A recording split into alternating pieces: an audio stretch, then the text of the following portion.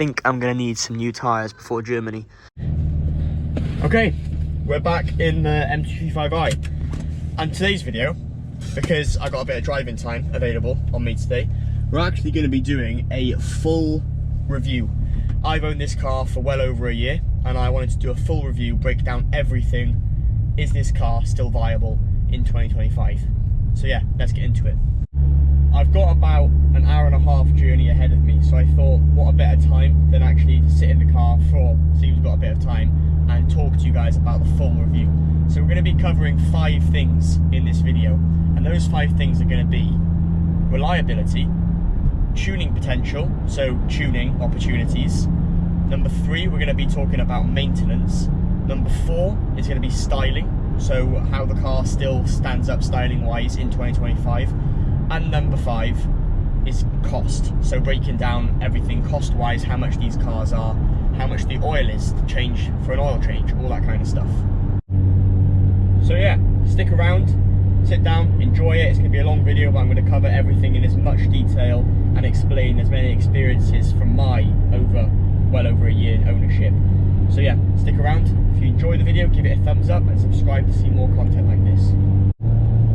First step, we need fuel, so I'll see you guys at the petrol station. Annoyingly, the only place for fuel is Tesco. If you're from the UK, you'll know that Tesco Momentum is a pretty good fuel. It's 99 octane, whereas most other petrol stations are 97. Unfortunately, I got there and completely out of stock of 99. So they only had the E5, not the E5, sorry, the E10, which is like 95 octane, which is just awful. So I've just had to map the car because there's no other petrol station, so I've had to map the car to be suitable for that, because with MHD on the tune, I'm not actually set up to have that fuel, so I've had to change it all now, which is really annoying. But anyway, let's get into the first subject which we're going to talk about, and it's the reliability of this M235i, but more importantly, the engine which is in the bonnet, or the hood or whatever, the N55. Now we're going to talk a good little segment about the N55, and this is why I've chosen to do this part first. And it's a very, I guess you could say, engine that's prone to a few issues, but those issues can be prevented. So for example, the main issues on the N55 people seem to scaremonger people about is oil starvation with rod bearing failure. That's the biggest one, the biggest issue you can have. More commonly, charge pipe can crack or even explode, and that's a simple remedy, nothing too expensive to fix. Like most engines, or any engine in general, you've got oil leaks. So for instance, the rocker cover gasket, or the valve cover gasket, whatever you want to call it, is prone to going. And this can be something which can be quite affordably be replaced. Just let that guy go, he's very grateful. You also have your oil filter housing gasket. That's not been something which has been an issue for my car, but it is also prone to that. They're basically the main kind of things. There are a few other things like high pressure fuel pumps on the earlier generation N55s, as well as sump gaskets can be an issue, but of things that I have done on the car, I've only done charge pipe and the rocker cover gasket. They are the only things which I've done preventative maintenance to keep this engine tip top. Now, one thing I can't stress enough with these engines, if you keep on top of oil changes and you do it, say, every 4k miles is how often I do my oil changes, and sometimes I'm draining the oil and it literally has only changed colour in the slightest bit, and you think, well, why am I changing the oil, because it literally looks as good as new? It's because if you keep on top of the oil changes, the engine's just going to thank you for it. BMW recommend this to be changed every 10,000 miles, which in my opinion is just ridiculous, especially if the car is tuned. If you're changing your oil regularly, you're just going to keep that engine fresher. So regarding reliability, if you stay on top of oil changes, the most crucial part with oil is if you keep the oil temperature, I guess you could say, if you let it warm up to around 30 degrees Celsius before you start opening the car up. I don't bring my car above 2000 RPMs until the oil is at 30 degrees Celsius. I have a live data thing here which I can read, and before I start going like full wide open throttle on the car, I make sure the oil is above 70 degrees Celsius. This is because oil is a lot thinner when it's warmer, and obviously when it's colder it's a lot thicker, so it can't lubricate as well. So if you let the oil warm up, let everything get up to temperature, you're not going to have to worry about those bearings too much. Another thing with the N55s, which isn't really down to reliability, but it can be talked about, and that is track use. I have tracked this car, and I've done it quite a bit, and I've also driven this car pretty hard on just A roads and B roads, round corners and stuff, and I overfill it ever so slightly if I'm pushing the car on track. I don't have a baffled sump, and I haven't changed the rod bearings, but I am really conscious about letting that oil warm up to temperature before I start opening it up, and I also am quite cautious of taking high G corners pretty steadily, because that is where the oil is most prone to starving. As far as reliability goes then, I would say this N55 has been, out of the box, really good. I mean, if you're just going to be like city driving and stuff like that, I really wouldn't like worry about the oil starvation issue, because for one, you're going to be warming up the oil pretty quickly in traffic anyway. The charge pipe, they can go on stock power, but if you're just driving around the city, it's very unlikely, but it's not an expensive part to change. You can get an aluminium one for relatively cheap, and that is what I've done on my car. Regarding the valve cover gasket, you'll know when that goes, because you'll get a slight smell of oil in the cabin. It usually leaks at the back of the engine, and you'll get telltale signs that that is failing way before it becomes a massive issue. So to finish this segment about reliability, it's no B58, and I do think B58s in the next 5 to 7 years are really going to start showing their, I guess you could say, flaws, because there's a lot more plastic parts on them, and plastic, when you heat it up and you cool it down, you heat it up and you cool it down, it can become brittle over time. And I think because the B58 has a lot more plastic, in the future we're going to see a lot more issues developing. They're all bulletproof now and pushing good power now, and I just think in a couple more years there's going to be issues starting, because no engine is bulletproof and all engines have their flaws.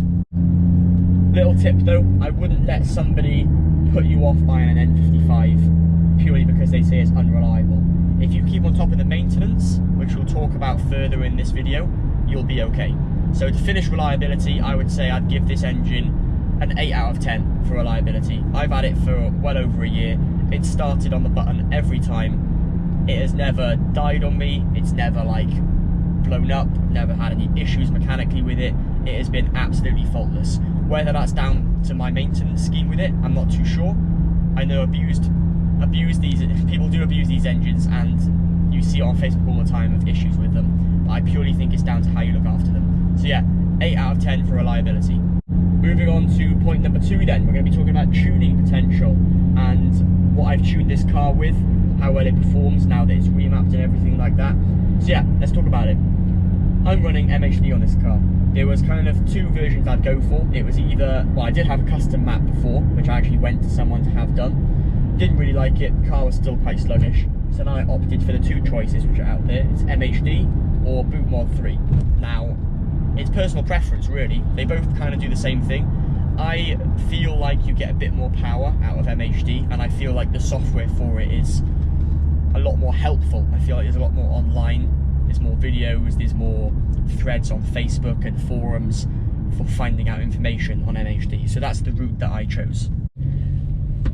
I actually paid for the super license as well. There's a couple versions you can get with the N55. You can just get it to just have basically off-the-shelf maps, which are called OTS maps, or you can pay for like the super license, which basically gives you everything like live data reading, you can reset adaptions, you can have multiple map slots. So what that means is you can have 4 maps basically, all on the fly, and you can literally change them on the steering wheel. So as I'm driving right now, for example, I can just change them on the steering wheel, which for the couple extra £100 that I paid for it, it was definitely worth it.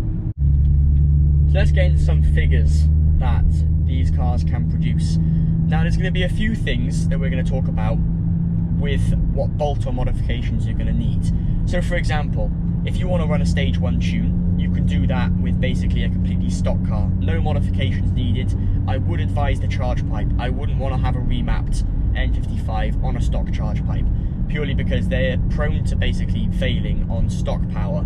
So even on a stage 1, I personally wouldn't risk it. So before you fork out the money to have it remapped, I would definitely look at getting a metal or aluminium charge pipe fitted. It's pretty self-explanatory to do, and for the price of them, do it. Stage 1 then, no modifications at all. MHD claim this can be around about the 360 horsepower mark, so a nice little jump from stock power, which is around 325, 330 on these cars, I'm pretty sure. So it's a nice little jump. You can definitely feel it, and I would definitely recommend that out for anybody who's just looking out to just start with a basic tune, nothing too major. I'd definitely advise it. Now the next one you can hop to is stage 2. Now this actually requires a downpipe. So for this, you're going to obviously want some sort of sports cat or a catless downpipe or a D-cat, anything like that, because the less restriction you have, the more power you can obviously make. So obviously with my custom exhaust, I'm not going to tell you exactly what I've done, but it's a lot less restrictive, we'll put it that way.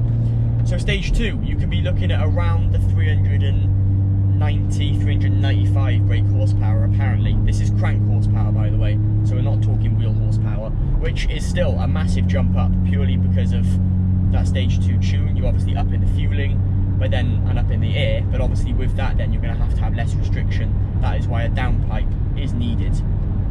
Now for a stage 2 plus, which is probably the most aggressive version that you can do without going all out turbo upgrades and fueling system upgrades, stage 2 plus, you're going to need a front mount intercooler.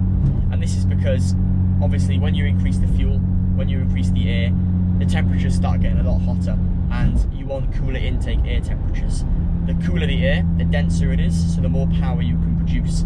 Now, downpipes are 100% needed for this tune, and the front mount intercooler is recommended. I ran a stage 2 plus tune briefly in the winter time in the UK, and the only reason I did that was because I was keeping an eye on the intake temperatures on my live data screen just below me. I didn't let them go around about 25 degrees Celsius. Now that summer's coming, I have had to fit a 5-inch stepped intercooler, which decreases the intake temperatures and makes them a lot lower. So with the tuning potential, it's super easy. These cars are really easy to remap. You literally plug your adapter in, buy the license. It is unfortunately locked to the VIN if you go for the route of MHD. I've got quite a few videos on the channel of me remapping this car, so if you're stuck in any way, leave a comment down below, or also check out the other videos on the channel. I've made plenty of them for you guys if you need any help. But yeah, got a little bit of straight, so let's open this car up a little bit. You can hear the sound of it, it's honestly absolutely nuts. It sounds so good.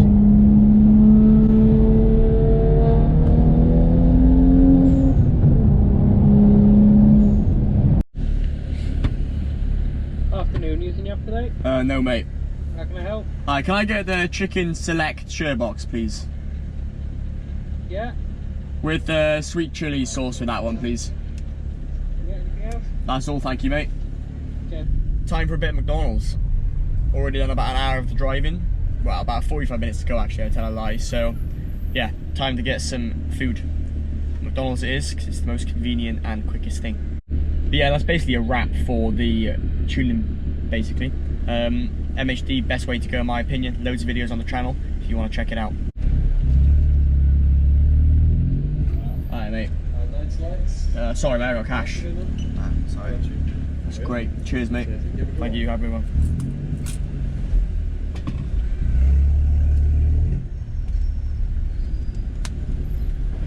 Let's see how quick this McDonald's is. Will I have to pull up or will it be straight away?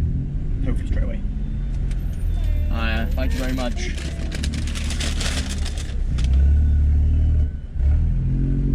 Well, that was the quickest one of these McDonald's I have ever been in. That was rapid. Anyway, yeah, let's get on to the next part of the video. Number 3 then, that we're going to be talking about, and that is maintenance. What do I do to this car on a regular basis to keep the car basically in great condition, to keep it all around running smoothly and everything like that? So let's talk about it.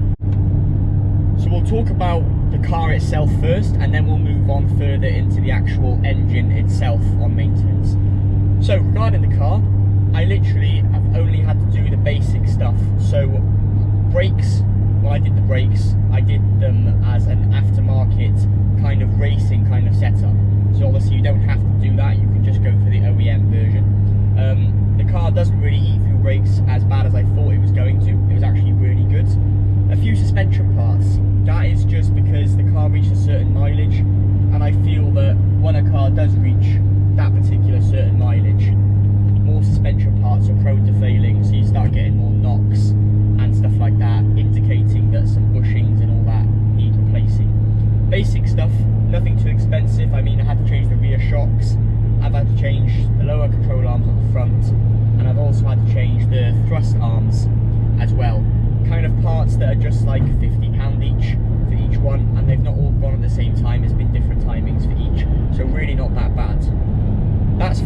itself, maintenance for it has really been not bad. I've looked after it, kept it clean, tried to avoid, you know, getting it into a bush and crashed and all that, and it's literally been fine. Engine wise, a little bit more to do there when it comes to maintenance. Like I mentioned earlier in the video, oil changes, I do them every 4,000 miles. That includes the oil filter and completely draining all the oil, new oil in and everything like that. There's not really been a lot on the engine side, apart from doing the few things like I said, that when the charge pipe's done, it's done. When the rocker cover's done, it's done for a good time. You don't have to do it regularly. Pretty much for the engine, all I've done maintenance wise is clean the engine bay, because it does somehow have a tendency to just get really dirty. So I keep on top of cleaning that. Oil changes, I've done spark plugs every 10,000 miles, and the only reason I do that so often is purely because the car is tuned. So obviously they're under a harder time, they go through more stress, so they need changing more often. But spark plugs on a stock engine can last way longer, so that's only personal preference for me. Air filter, I've got a Venturi panel filter, so it's basically a K&N filter, which can be washed. So I don't actually have to go through air filters as often as you might think an OEM one would have to go through. So if you are looking at that, I would say to get one of them, or a K&N one, because it can be washed, so you don't have to keep buying a new one and then throwing it away. And that's pretty much it for maintenance. I've just done the basic stuff. Nothing major has gone wrong so far. I haven't had to do any injectors or anything with the camshafts, valves, nothing in the engine bay. It's completely untouched apart from the rocker cover. They're big things we're talking about as well. Maintenance wise, I guess that wouldn't really be under the same bracket. But the car's been really good. I've looked after it. Like I said, I've done lots of things to keep it healthy. And I think if you maintain them well, they're going to look after you in return. And that is one point that I can't stress enough. So regarding maintenance, I would say these cars are a 9 out of 10. If you do those basic things, the odd little niggle it has, then honestly, the car will be faultless if you look after it. So those are my thoughts on the first three. We've covered reliability, tuning and maintenance. Now number 4 is styling. What does this car look like compared to other BMWs? I'm not going to be comparing it to other cars. I'm just going to keep it in the same bracket of BMW. And the reason I'm doing that is purely because there are other cars which look a lot better, a lot more aggressive. They have better styling. Lamborghini, for example, compared to BM, that's definitely up there. However, when it comes to the styling, we'll talk interior first and then we'll go to the exterior. I think the interior, for the age of the car, is really good. This car is nearing 10 years old, and in my opinion, to look the way it does for a 10-year-old car is pretty impressive. I mean, I had a 63 plate John Cooper Works before, so that was made in September 2013, around that age, and that started to look dated, whereas I do feel like the interior of this BM holds up really well. Now, one of my mates has a G80 M3, and that car inside, you feel like you're in a spaceship. You sit back and it's like, it's properly amazing. You're just sitting there in the cockpit and everything is just like cool displays and everything. But obviously that car's brand new, so we're not talking the same age as this one. This car, the spec it has is really decent. It has the Pro Nav. Obviously I fitted the Alcantara steering wheel, which is a massive benefit. It has like full PDC, we've got all the climate control, everything works as it should, auto lights, lane assist, cruise control, it's got a lot. And I think for the age of the car, when you sit in it, and Harman Kardon, can't forget that, you sit in it and you're thinking, wow, this car doesn't actually feel like it's approaching 10 years old. It feels really good and you feel like you're stepping into a somewhat new car. And I think that's because BMW didn't really change this interior until like 2020. If you look at a 2019 M2 competition, for example, or a 2020 version of the M240, the interior is still the same compared to a 6-year-old car. But it could be 6 years older than one of those.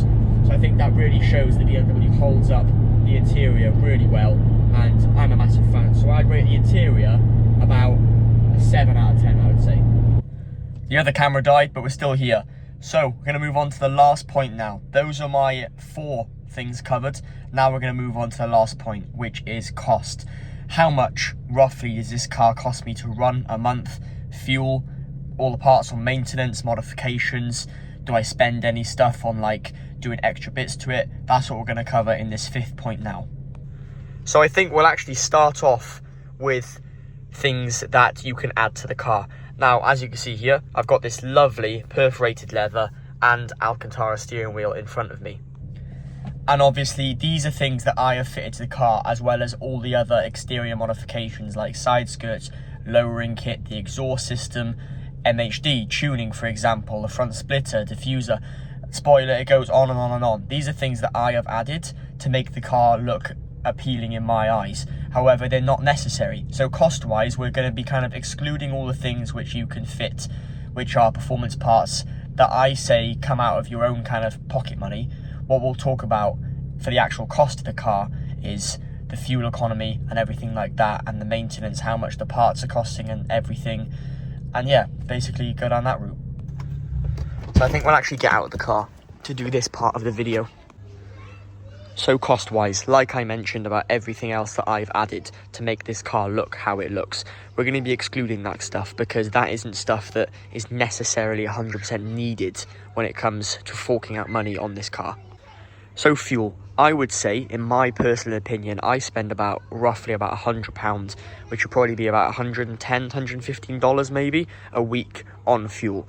And that is because I do a lot of miles. I do quite a lot of miles in this car. Like I said about this journey which I've done today, I do this journey regularly. So obviously that eats into the money I spend on fuel. However, this car's stock is absolutely amazing on fuel. And sometimes if I'm doing a really long drive, I will actually flash the car back to stock purely because the economy is so much better. Now with the economy, with this car on stock, on the motorway, for instance, cruising at the speed limit of 70 mile an hour, I could easily get 35 and upwards with the miles per gallon. However, this is with a manual one as well. My car's manual, as most of you guys know. With the ZF Auto, it's way more fuel efficient. Just been looking here as well. I think I'm going to need some new tyres before Germany. These outside edges are looking a bit sorry for themselves. But yeah, look at that brake system, honestly. These are the best brakes I've ever fitted to any car. They are absolutely incredible. So fuel economy really isn't that bad. That's probably the biggest expense I spend monthly on this car. I'm not going to go into insurance and stuff like that because basically it kind of really depends in the UK where you live, what age you are, and how many no claims bonus and everything like that you have. So we're not really going to go into that because that varies so much, and obviously it's all different for different countries like America, Europe, etc. However, the money I pay for insurance does justify the car this is, and I really don't think it's that bad.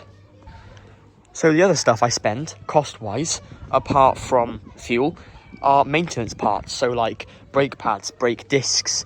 You've got like I said about shock absorbers and suspension parts. They're really not that expensive. You can either go for the OEM BMW options, which obviously you're going to pay a premium for. However, I usually opt for just a really good brand that basically people recommend. And these seem to work really well. So maintenance parts are really reasonable, especially for the car it is. Pads and discs, obviously like I said, I am running the sort of racing brake setup because I do the occasional track use. So we have not got stock BMW discs or pads or anything like that. And also behind the wheels on all four corners are braided lines. So brakes and suspension parts, they're really not that big of an expense. You can go for either top brands or you can keep it kind of OEM style, and the prices are really decent.